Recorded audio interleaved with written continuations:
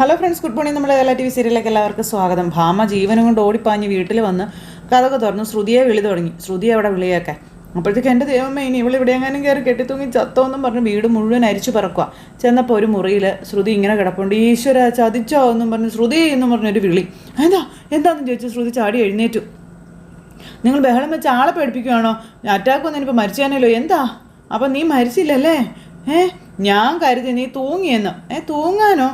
നീയല്ലേ എന്നോട് പറഞ്ഞ ഈ വീട്ടിൽ തൂങ്ങി മരിക്കുമെന്ന്? എനിക്ക് വേറെ ജോലിയൊന്നും ഇല്ലേ എന്ന് ശ്രുതി അന്നേരം ചോദിക്കാം. ആൻറ്റി നിങ്ങളോട് പറയുന്നതും ആ വീട്ടിൽ നടക്കുന്നതും എന്നോട് പറഞ്ഞില്ലെങ്കിൽ ഈ വീട്ടിൽ തൂങ്ങും എന്നാണ് ഞാൻ പറഞ്ഞത്. പേടിച്ച് പോയി ഞാൻ. കുറേ സമയം ഞാൻ നിങ്ങളെ കാത്തിരുന്നു. ഉറക്കം വന്നപ്പോൾ ഉറങ്ങിപ്പോയതാ. അല്ല, എവിടെ നിങ്ങളുടെ ഫ്രണ്ട്? ഒരുമിച്ചായിരുന്നല്ലോ ഇവിടുന്ന് പോയത്. അപ്പോൾ അവൾ വരും വഴി വീട്ടിലിറങ്ങി. അല്ല, അതൊക്കെ പോട്ടെ, ഏലസ് വാങ്ങിയോ? വാങ്ങി. ഏലസ് അവൻ്റെ കൈത്തണ്ടയിൽ കെട്ടാനാ പറഞ്ഞിരിക്കുന്നത്. അത് കെട്ടിയാ അവന് നിന്നോടുള്ള വെറുപ്പ് കൂടുമെന്നാ പറഞ്ഞിരിക്കണേ. നിന്നെ അവൻ എന്നേക്കുമായി ഉപേക്ഷിക്കുമെന്നും അങ്ങനെയാ സ്വാമി പറഞ്ഞിരിക്കുന്നത്. അയ്യോ, അല്ല, അതൊക്കെ നടക്കുന്ന കാര്യമാണോ? അതൊക്കെ ചുമ്മാ പറയുന്നല്ലേ ആൻറ്റി? അപ്പം നടക്കും ശ്രുതി, അതൊക്കെ നടക്കും. എനിക്കറിയാവുന്ന കുറേ പേരിങ്ങനെ അകന്നു പോയിട്ടുണ്ടെന്നൊക്കെ ഈ ഭാമ പറയുവാണ്. സ്നേഹത്തോടെ കഴിഞ്ഞിരുന്ന ഭാര്യ ഭർത്താക്കന്മാരെ അവരുടെ അമ്മായിയമ്മമാർ ഏറെ പ്രയോഗത്തിലൂടെ അകറ്റ് ഡിവോഴ്സിൽ വരെ എത്തിച്ചിട്ടുണ്ടെന്ന കാര്യവും പറയും.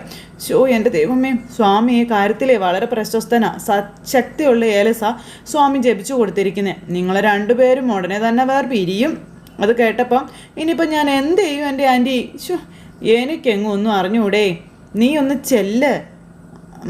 ശരി എന്ന് പറഞ്ഞുകൊണ്ട് ശ്രുതി എന്നിട്ട് അവിടെ നിന്ന് പോവുക. അത് കഴിഞ്ഞപ്പോൾ ദൈവങ്ങളെയൊക്കെ വിളിച്ച് നന്ദി പറഞ്ഞ് നമ്മുടെ ഭാമ അവിടെ ഇരിക്കുന്നു. ഇത് കഴിഞ്ഞ് എന്നെ കാണിക്കുന്ന വർഷയാട്ടോ. വർഷ ആകെ ടെൻഷനായിട്ട് റൂമിലിരിക്കുക. എന്നെക്കൊണ്ട് പറ്റില്ല, എനിക്ക് വയ്യ എന്നും പറഞ്ഞുകൊണ്ടിരിക്കുന്നു വർഷ. ഈ സമയത്ത് രേവതി അവിടെ വിളക്കൊക്കെ തൂത്തും തുടച്ചും വൃത്തിയാക്കിക്കൊണ്ടിരിക്കുക.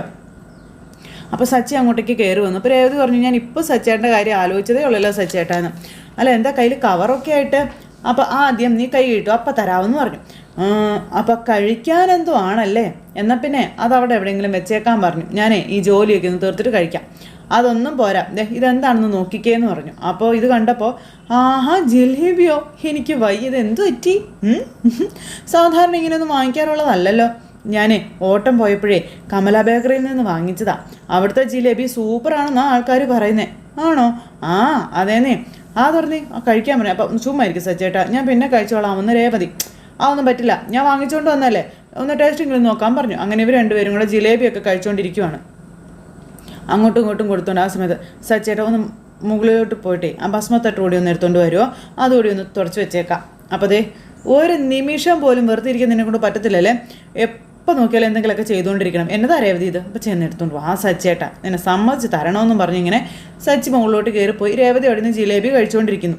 ആ സമയത്ത് ആ ഭസ്മത്തട്ടിൽ ഇരിക്കുന്ന ഒരു ചരട്. ഈ ചരട് കണ്ടപ്പോഴത്തേക്ക് നമ്മുടെ സച്ചി, ഇതന്നെ ഇത് ഏലസോ ചരട്? ഇതാരും ഇവിടെ കൊണ്ടുവന്ന് വെച്ചേ? രേവതി ആയിരിക്കോ? തരുവാട്ടെ എന്ന് പറഞ്ഞുകൊണ്ട് സച്ചി ആ ഭസ്മത്തട്ടും എടുത്തുകൊണ്ട് അങ്ങോട്ടേക്ക് പോവാട്ടോ. അപ്പോൾ രേവതി താഴെ ഇരുന്ന് വീണ്ടും വിളക്ക് ഉടച്ചുകൊണ്ടിരിക്കുക ജിലേബി കഴിച്ചു കഴിഞ്ഞിട്ട്. അപ്പോൾ സച്ചി കൊണ്ടുവന്നിട്ട്, രേവതി നീ ഇത് നോക്കിക്കേ, ഈ ഏലസ് നീ എങ്ങാനും വാങ്ങിച്ചതാണോ? അപ്പോൾ അല്ലല്ലോ, ഇതിപ്പോൾ എവിടുന്നാണ് കിട്ടിയെന്ന് ചോദിച്ചു. അത് പിന്നെ പൂജാമുറിയിൽ ഇരുന്നതാ. ഞാൻ വിചാരിച്ചു നീ വല്ല സ്വാമിയുടെയും കയ്യിൽ നിന്ന് ജപിച്ച് വാങ്ങിച്ചതായിരിക്കും എന്ന്. അല്ല, നിനക്ക് അങ്ങനത്തെ ചില ഏർപ്പാടുകളൊക്കെ ഉണ്ടല്ലോ. അയ്യോ, ഞാനൊന്നും അല്ല ഇത് വാങ്ങിയതെന്ന് രേവതി. നീ അല്ലെങ്കിൽ പിന്നെ ഇത് ആര് വാങ്ങിച്ചതാ? അമ്മയായിരിക്കും. അപ്പോൾ എനിക്കെങ്ങനെ അറിയാനാ? ഇത് അമ്മ തന്നെ വാങ്ങിച്ചതാ. സുധിക്ക് വേണ്ടി അമ്മ ഇടയ്ക്കിടയ്ക്ക് ഭാമാൻ്റെയും കൂട്ടി സ്വാമിമാരെ കാണാൻ പോവാറില്ലേ? ഇതവൻ്റെ നല്ലതിന് വേണ്ടി ജപിച്ചു വാങ്ങിച്ചതാണെന്നൊക്കെ പറയുമ്പോൾ എന്നാൽ പിന്നെ അത് പൂജാമുറിയിൽ കൊണ്ട് തിരിച്ചു വയ്ക്കാൻ പറഞ്ഞു. എന്തിന്? അമ്മ എന്തെങ്കിലും നമ്മുടെ നല്ലതിന് വേണ്ടി ഏതെങ്കിലും ക്ഷേത്രത്തിൽ പോയി പ്രാർത്ഥിച്ചിട്ടുണ്ടോ? അതുപോട്ടെ, ഏതെങ്കിലും സ്വാമിയെ കണ്ട് ഇതുപോലൊരു ഏലസ് ജപിച്ചു വാങ്ങി എനിക്കിതുവരെ കെട്ടി തന്നിട്ടുണ്ടോ എന്ന് ചോദിച്ചു. സച്ചേട്ടാ, നമുക്കിതിൻ്റെ ഒന്നും ഒരാവശ്യമില്ല. അവരെ ആരെയും പ്രാർത്ഥിക്കും വേണ്ട. നമുക്ക് തരാനുള്ളത് ഈശ്വരൻ പറഞ്ഞു തരുന്നുണ്ടല്ലോ എന്നൊക്കെ പറയാണ്. ഇപ്പം അങ്ങനെ രേവതി പറയുന്നതായിട്ട് സച്ചി ഇങ്ങനെ ഇരിക്കാം. അല്ലെങ്കിൽ ഇതിലൊന്നും വിശ്വാസമില്ലാത്ത ആളായിരുന്നല്ലോ സച്ചേട്ടൻ. പിന്നെ എന്തിനിപ്പോൾ ഇതും എടുത്തോണ്ട് ഇങ്ങോട്ട് പോകുന്നേ? പോ ചെന്ന് കൊണ്ടുവച്ചേ ചെല്ല്.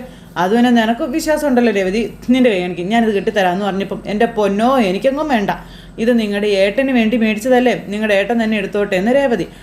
അങ്ങനെ അവൻ മാത്രം നന്നായാൽ മതിയൊന്ന് സച്ചി, ഇത് നീ കെട്ടിയാൽ എന്ത് സംഭവിക്കുമെന്ന് എനിക്കറിയണം, നീ കൈ കാണിക്കാൻ പറഞ്ഞു.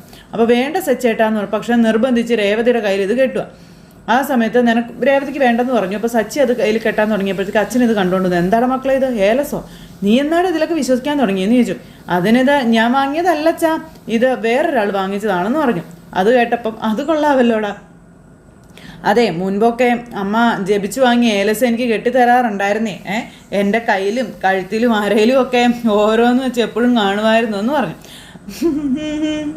അതെ, ഈ ചില സ്വാമിമാർ ജപിച്ചു തരുന്ന ഏലസിനുണ്ടല്ലോ ഭയങ്കര ശക്തിയാണെന്നാ ചന്ദ്രയുടെ വിശ്വാസം. ഞാനത് അനുഭവിച്ച് അറിഞ്ഞിട്ടുമുണ്ടെന്ന് പറഞ്ഞു. ആണല്ലേ, എങ്കിൽ പിന്നെ ഇത് അച്ഛൻ്റെ കയ്യിൽ തന്നെ കിടക്കട്ടെ, അച്ഛന് നല്ലത് വരുമെന്ന് പറഞ്ഞ് നമ്മുടെ സച്ചി അത് അച്ഛൻ്റെ കയ്യിൽ കെട്ടി കൊടുക്കാൻ നോക്കുമ്പോൾ അതൊന്നും വേണ്ടെന്ന് കാണിക്കച്ചാൽ നമ്മൾ നിർബന്ധിച്ച് അച്ഛൻ്റെ കയ്യിൽ തന്നെ അത് കെട്ടിക്കൊടുക്കും. അച്ഛൻ്റെ ജീവിതത്തിൽ നല്ലത് സംഭവിച്ചാലേ അത് ഞങ്ങളുടെ ജീവിതത്തിൽ സംഭവിച്ചാലേ തന്നെയാണെന്നും പറഞ്ഞ് ഇത് അച്ഛൻ്റെ കയ്യിൽ തന്നെ ഇരിക്കട്ടെ എന്ന് പറഞ്ഞത് കെട്ടിക്കൊടുത്തു.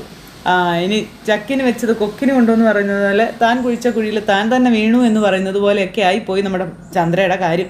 ആ ചരടൊക്കെ കെട്ടി നമ്മുടെ അച്ഛനിങ്ങനെ നിൽക്കുക അവിടെ. എടാ, പലതരം ഏലസുകളുണ്ട് കേട്ടോ, ഇത് നല്ല ഉദ്ദേശത്തോടെ ജപിച്ചു വാങ്ങിയത് തന്നെ അല്ലേടാ? ആർക്കറിയാം എന്നിങ്ങനെ നമ്മൾ സച്ചി ആഹാ അത് കൊള്ളാം, ആർക്കറിയാമെന്നോ? അത് പിന്നെ അച്ഛാ, നല്ല ഉദ്ദേശത്തോടെ തന്നെയായിരിക്കും അമ്മ ഇത് വാങ്ങിയത്. അത്രയും പ്രിയപ്പെട്ട ഒരാൾക്ക് വാങ്ങുമ്പം നല്ല ഉദ്ദേശത്തോടു കൂടി തന്നെ ആയിരിക്കുമല്ലോ അത് വാങ്ങുക. പിന്നെ ഈ ഏലസിൽ സത്യം ഉണ്ടെങ്കിൽ അച്ഛൻ്റെ ജീവിതം തന്നെ മാറിയും. അച്ഛൻ കണ്ടോ എന്നും പറഞ്ഞുകൊണ്ട് ഇങ്ങനെ പറയാം. എന്തായാലും നമുക്ക് നോക്കാമെന്ന് പറഞ്ഞു ഇങ്ങനെ അച്ഛനങ്ങ് പോയി. അതെ, അമ്മയുടെ കയ്യിൽ നിന്ന് സച്ചേട്ടൻ എന്ത് കിട്ടുമെന്ന് ഇനി കണ്ടറിയണമെന്ന് പറഞ്ഞിങ്ങനെ നമ്മുടെ രേവതി നിൽക്കുക. സച്ചി പോട്ടെ എന്ന് പറഞ്ഞിങ്ങനെ നിൽക്കുന്നു. ഈ കഴിഞ്ഞതിന് ശേഷം പിന്നെ കാണിക്കുന്നത് ഈ ഏലസോർത്ത് വിഷമിച്ചിരിക്കുന്ന ശ്രുതിയുടെ അടുത്തേക്ക് മീര ചെല്ലുക. നീ ഏലസിനെ പറ്റി ആലോചിച്ച് ഇങ്ങനെ ഇരിക്കുന്ന എന്തിനാ? നീ പറഞ്ഞ ഏലസിന് ഈ പറയുന്ന ശക്തിയൊക്കെ ഉണ്ടോയെന്ന്. ഉണ്ട്, ഭാമാൻ്റിക്ക് അറിയാവുന്ന സ്നേഹത്തോടെ കഴിഞ്ഞിരുന്ന കുറേ ഭാര്യ ഭർത്താക്കന്മാരെ അമ്മായിയമ്മമാരെ ഈ ഏലസ് പ്രയോഗത്തിലൂടെ അകറ്റിയിട്ടുണ്ടത്രേ. അങ്ങനെ ആൻറ്റി പറഞ്ഞത്. ശ്രുതിയുടെ ദേഷ്യം മാറ്റി എങ്ങനെയെങ്കിലും അടുപ്പിക്കാൻ നോക്കിക്കൊണ്ടിരിക്കാൻ ഞാൻ. അതിനിടയ്ക്കാ ആ തള്ള ഇതുപോലൊക്കെ ഓരോന്ന് ചെയ്തുകൊണ്ടിരിക്കുന്നത്. ഏലസ് കിട്ടിക്കഴിഞ്ഞാൽ ശ്രുതി എന്നിൽ നിന്ന് പൂർണ്ണമായിട്ടും അകന്നു പോകും, വെറുപ്പും കൂടും, എന്നെ അവൻ ഡിവോഴ്സും ചെയ്യും. അവൻ്റെ അമ്മ ആഗ്രഹിച്ചതുപോലെ കാര്യങ്ങളെല്ലാം നടക്കുകയും ചെയ്യും. അപ്പോൾ അല്ല ശ്രുതി, ഈ ഭാര്യയും ഭർത്താവിനെയും അകറ്റുന്ന ഏലസ് മാത്രമേ ഉള്ളൂ, അമ്മയും മകനെയും അകറ്റുന്ന ഏലസ് എന്താ കിട്ടത്തില്ലേ എന്ന് ചോദിക്കുമ്പം കിട്ടും. ഏത് വേണമെങ്കിലും കിട്ടും, ആരെ വേണമെങ്കിലും അകറ്റാനും പറ്റുമെന്ന് പറഞ്ഞപ്പം എങ്കിൽ പിന്നെ അങ്ങനെ ഒരു ഏലസ് സ്വാമിയിൽ നിന്ന് പൂജിച്ച് വാങ്ങി സുധിയുടെ കയ്യിൽ കെട്ടിക്കൊടുക്കാൻ പറഞ്ഞു. അപ്പോൾ അതൊരു വഴിയല്ലേ. അവൻ്റെ അമ്മയിൽ നിന്ന് അകലട്ടെ, അമ്മയെ വെറുക്കും, പിന്നെ അമ്മയിൽ നിന്ന് അകന്ന ഉറപ്പായും നീയുമായിട്ട് അവൻ അടുക്കും. അത് ഉറപ്പുള്ള കാര്യമല്ലേ? അത് നല്ലൊരു ഐഡിയ, അന്ന് അങ്ങനെ ചെയ്യാല്ലേ എന്ന് പറഞ്ഞ് നിൽക്കാം. പക്ഷേ നമ്മൾ എങ്ങനെ അത് മേടിച്ച് കെട്ടും? നിനക്കത് കെട്ടിക്കൊടുക്കാൻ പറ്റില്ലല്ലോ, അവൻ സമ്മതിക്കില്ലല്ലോ. ഞാൻ തന്നെ അവൻ്റെ കയ്യിൽ കെട്ടണം എന്നൊന്നും ഇല്ലല്ലോ, ആരായാലും ഒന്ന് കെട്ടി കൊടുത്താൽ പോരേ. അതൊക്കെ ഞാൻ കെട്ടിക്കും. എന്തായാലും ഞാൻ ആദ്യം ഒരു ഏലസ് പോയി പൂജിച്ച് വാങ്ങിക്കട്ടെ എന്നും പറഞ്ഞുകൊണ്ട് ഇങ്ങനെ നേരെ ശ്രുതിയെ പൂജാരിയുടെ അടുത്ത് ചെന്നു. അതെ, അങ്ങനത്തെ നമ്മുടെ ശ്രുതി എന്ന വിവരങ്ങളെല്ലാം അദ്ദേഹത്തിനോട് പറയാം. അപ്പോൾ അത് കേട്ടപ്പോൾ ആയിക്കോട്ടെ എന്ന് പറഞ്ഞ് അങ്ങനെ ഇരിക്കുന്നു.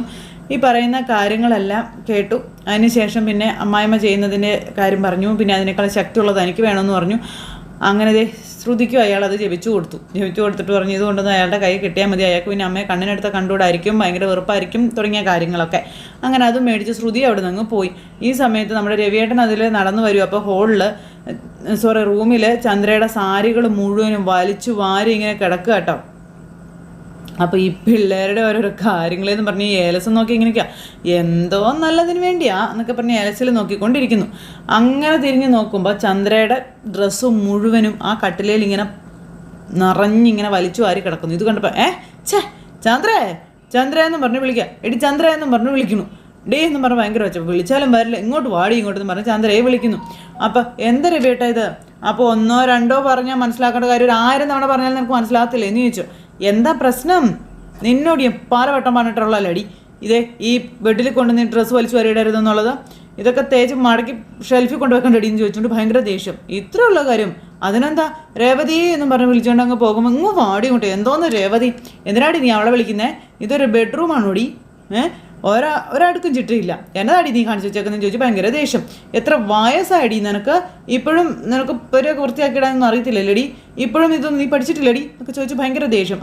ഇല്ല എനിക്ക് പഠിക്കാനായിട്ട് മനസ്സുമില്ല എന്ന് ചന്ദ്ര. അപ്പം നീ ഒരിക്കലും പഠിക്കാൻ പോകുന്നില്ല എന്നും പറഞ്ഞ് രണ്ടുപേരും കൂടെ ഭയങ്കര വഴക്ക്. ഇത് കേട്ടോണ്ടാണ് സച്ചി രേവതിയും കയറി വരുന്നത്. എന്താ ഇവിടെ, അപ്പം നീ ജന്മം നന്നാവത്തില്ലെന്ന് എനിക്കറിയാടി എന്നൊക്കെ പറഞ്ഞുകൊണ്ട് രവിയായിട്ട് ഭയങ്കരമായിട്ട് ശബ്ദം ഉയർത്തി സംസാരിക്കാം. അമ്മേ എന്ന് പറഞ്ഞ് രേവതി വിളിച്ചു. അപ്പം മോളിത് നോക്കിയേ കണ്ടോ അവൾ കാണിച്ചിട്ടേക്കുന്നതെന്ന് പറഞ്ഞിരിക്കുമ്പോൾ എന്താമേ പ്രശ്നമെന്ന് ചോദിച്ചു രേവതി. അപ്പം നിന്നെ ആരാടെ ഇങ്ങോട്ട് വിളിച്ചത്, നീ എന്തിനാ വന്നതെന്ന് സച്ചിയോട് ചന്ദ്ര ചോദിക്കുക. ഇനി അവൻ്റെ മെക്കിട്ട് കയറും, എപ്പോഴും ഭാര്യയുടെ ഭാരം പിടിച്ച് പുറകെ നിൽക്കും, നാണമില്ലല്ലോടാ നിനക്കെന്നും പറഞ്ഞ് ചന്ദ്ര ദേഷ്യപ്പെടുക. എടി അതാണെടി സ്നേഹം. എന്തോന്ന് സ്നേഹം? ഭാര്യയുടെ വാല് പിടിച്ച് നടക്കുന്നതാണോടാ സ്നേഹം? ഇതേ എന്തിനാടാ ഇങ്ങോട്ട് വന്നതെന്ന് ചോദിച്ചുകൊണ്ട് ദേഷ്യപ്പെടുമ്പം ഞാനേ അച്ഛൻ ഒച്ച വയ്ക്കുന്നത് കേട്ടിട്ട് വന്നതാണെന്ന് സച്ചി അന്നേരം പറഞ്ഞു. എങ്ങനെയാടാ ഞാൻ ഒച്ച എടുക്കാണ്ടിരിക്കുക? എടാ നീ ഈ മുറി കണ്ടോന്നും പറഞ്ഞ് ആ സാരിയൊക്കെ കാണിച്ചു കൊടുക്കാം. അന്നേരം എടി എന്താടി ഡ്രസ്സൊക്കെ ഇസ്തിരി ഇട്ട് മടക്കി വെക്കാത്തേ? ഇതൊക്കെ എടുത്ത് വെക്കണമെന്ന് അറിഞ്ഞുകൂടെ എടി നിനക്ക്? പെട്ടെന്ന് വെക്കുന്നു പറഞ്ഞ് ചന്ദ്ര രേവതിയോട് ചൂടാവുന്നു.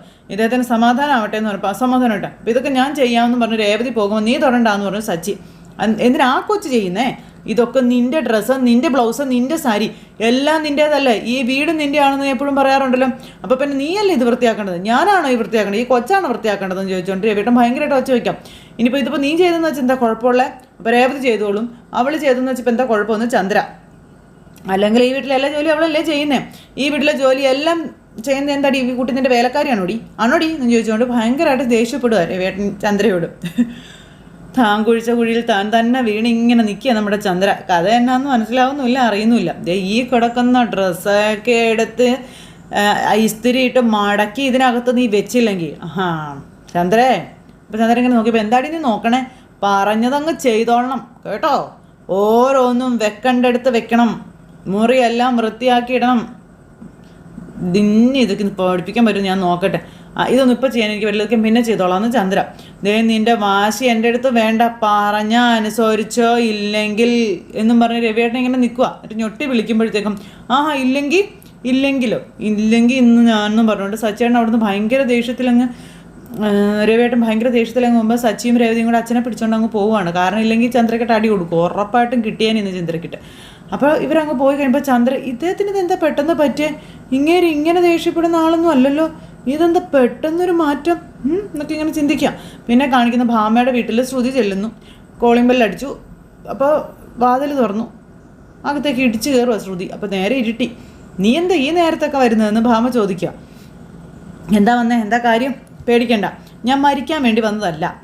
ഏലസ് എന്താ പണി തുടങ്ങിയോ? അപ്പോൾ ശ്രുതി നിന്നെ വിളിച്ച് വഴക്കുമെല്ലാം പറഞ്ഞു എന്ന് ചോദിച്ചു. ചിലപ്പോൾ ആവശ്യമില്ലാതെ വഴക്കൊക്കെ പറഞ്ഞെന്നിരിക്കും. അങ്ങനെയാട്ടോ തുടങ്ങുക, അനുഭവിച്ചവർ എന്നോട് പറഞ്ഞതാണെന്ന് പറഞ്ഞപ്പം അതിനെ ആൻറ്റിയുടെ ആഗ്രഹമൊന്നും നടക്കാൻ പോണില്ല എന്ന് ശ്രുതി അന്നേരം പറഞ്ഞു. ശ്രുതി എന്നെ ഉപേക്ഷിക്കാനൊന്നും പോകുന്നില്ല എന്നും. പിന്നെ ആ ഏലസിനേക്കാൾ ശക്തിയുള്ള വേറൊരു ഏലസ് ഞാൻ ആ സ്വാമിയെ കണ്ടു വാങ്ങിച്ചിട്ടുണ്ടെന്ന് പറഞ്ഞു. അങ്ങനെ എന്നിട്ട് അതുകൊണ്ട് എൻ്റെ സുധിയുടെ കയ്യിൽ ആൻറ്റി ഇത് കെട്ടിക്കൊടുക്കണമെന്നും അവൻ്റെ അമ്മയിൽ നിന്ന് അവൻ അകന്ന് മാറാനാണെന്നൊക്കെ പറഞ്ഞു.